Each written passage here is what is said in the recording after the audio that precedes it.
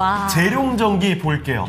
자, 재룡전기 매수 가격을 챙겨보니까요. 54,000원입니다. 10% 비중을 갖고 계시고요. 중장기 목표가가 궁금하다는 의견이신데요. 재룡전기, 상반기는 여러분 다들 공감하시고 알고 계시죠?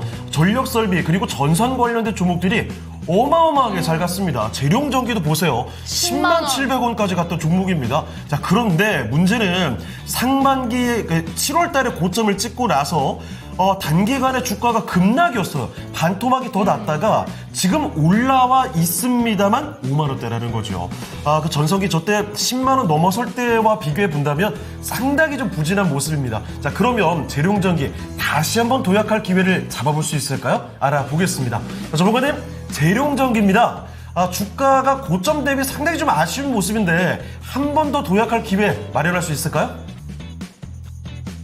네, 일단 오늘 굉장히 기분 좋죠. 특히 제가 이제 많이 강조했던 섹터가 되게 좋은데요. 이 얘기 먼저 들어보시는 게 좋을 겁니다. 제가 가장 많이 강조한 섹터는 바이오였고요. 이제 그다음 최근에 제가 관심 있게 보셔야 된다고 말씀드린 게 전력 설비였습니다. 제가 왜 그럼 이런 구조를 제가 말씀드렸는지를 살펴봐야 되는데, 일단 바이오는 좀 뒷전에 놓고 이 해당 종목이 아니니까 전력 설비에 대해서 좀 말씀을 드리자면요. 7월 고점으로 해서 내려왔단 말이에요. 7월 고점으로 같이 내려온 섹터가 있습니다. 뭐냐면 반도체였어요. 자, 그럼 왜 반도체를 주축으로 해서 전력 설비, 그러니까 AI 투자가 늘어나고 있는 지금의 형태에서 AI가 고도화될 때마다 전력 설비, 전력 인프라 관련 종목들이 주목을 받을 수밖에 없는 구조인데 같이 내려왔는가를 보면, 첫 번째, 지금은 다시 신고가 영역에 도달해서 고가 놀이를 하고 있지만 중요한 거는 거기서 다시 돌파하지 못하고 좀 흔들거리고 있는 주축인 엔비디아가 있죠.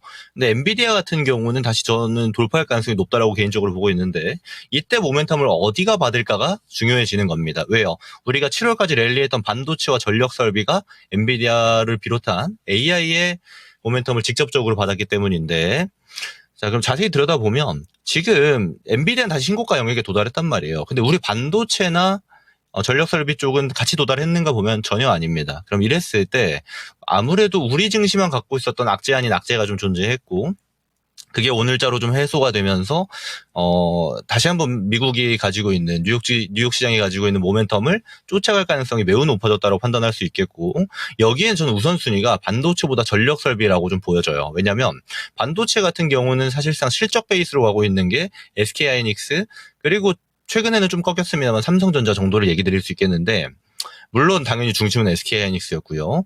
전력 설비랑 차이점은 뭐냐면 이 SK 하이닉스를 추종하는 SK향 반도체 종목들과 전력 설비는 큰 차이가 실적에서 납니다.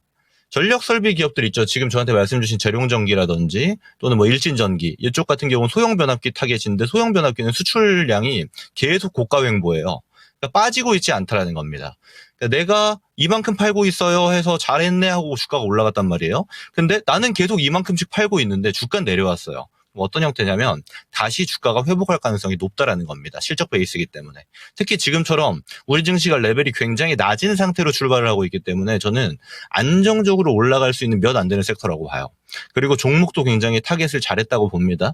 신청자분께서는 적절하게 조정 나올 때 좋은 가격에서 잘 담았고, 실제로 오늘부터 해서 우리 증시가 어느 정도 상승 랠리가 좀 점쳐지고 있는 상태인데 좀 끌고 갔을 때 어떻게 보게 될까 중장기적인 뷰로 보시는 것 같은데, 이 또한 굉장히 잘했다고 저는 봅니다.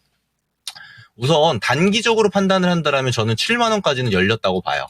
열렸다고 보고, 그러면 중장기적으로 얘네가 지금 실적이 되게 좋은데 좋은 게 유지되고 있는데, 그러면 이 신고가를 넘어가려면 실적이 더 좋아져야 되잖아요. 그 더 좋아질 수 있는가에 대한 여부는 저는 그것도 가능하다고 봅니다. 제가 미국의 인프라 투자에 관련해서 강의도 해놨었는데, 노후 인프라 교체 수요 같은 경우는 올해가 지나가면 처음에 지정했던 예산의 반 정도 씁니다. 그러면 큰 틀에서 두 개죠. 노후 인프라 교체 수요로 인해서 미국향 매출이 증가하는 것과, 또 하나는 AI향 데이터 센터향 전력 인프라 교체 수요가 발생하고 있다는 건데, 앞으로 노후 교체 수요는 그대로 유지가 될 가능성이 높고 AI 투자는 더욱더 많이 진행될 가능성이 높단 말이에요. 그럼 여기에서 당연히 변압기 수요는 폭발적으로 증가하게 될 텐데, 여기서 자세히 봐야 되는 게 소형 변압기는 더 잘 팔릴 수 있습니다. 대형 변압기와의 차이가 뭐가 있냐면, 전력을 더 압축시키는 단계에서, 그러니까 마지막 단계에서 많이 필요한 게 소형 변압기예요. 변압의 이런 루트를 봤을 때. 그러면 소형 변압기는 어디서 많이 필요하냐? 지금 SMR도 보면은 화두에 오르는 게 국가가 나서서 하는 게 아니고 기업들이 나서서 하잖아요. 빅테크들이. 이런 형태를 띠고 있다라는 거는 그러면 각자가 전력망을 공급할 수 있는 인프라를 구성해야 될 때 소형 변압기는 더욱더 주목받을 가능성이 높아진다라는 겁니다. 저는 그래서 일단 열린 거는 7만 원까지 열렸고요. 이 구간까지 돌파하게 된다라면 저는 전고 때까지도 충분히 노려볼 수 있는 종목이라고 판단하고 있습니다. 다만 이런 거는 시장 상황을 좀 보시면서 판단해야 되기 때문에 무작정 홀딩보다는 어느 정도 가격군부터는 우리가 한 7만 원 정도 가격군부터는 분할 매도로 차익 실현하면서 진행해도 될 종목으로 말씀드려 보도록 하겠습니다.